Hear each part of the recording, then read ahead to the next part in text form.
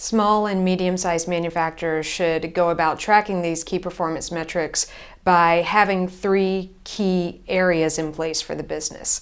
It should be having the right people, the right technology, and the right process. So with people, make sure that you have team members who are accountable to that. For example, if you don't have the skills yourself to be good with accounting and to track the data or to be responsible for it, make sure that you get someone on the team who can. They don't necessarily have to be an employee.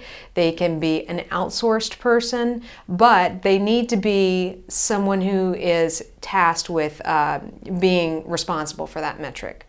So the people who have the skills and the responsibility for it. The second piece is technology, and this involves making sure that you have sufficient technology around you to track the data and slice the data in the way that it's actionable.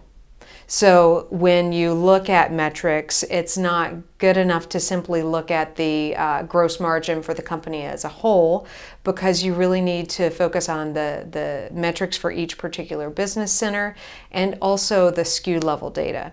So if you don't have the ability to have clean, quality data that's reviewed in a timely manner and acted upon, so you need the technology to get you there, you can't possibly analyze it correctly.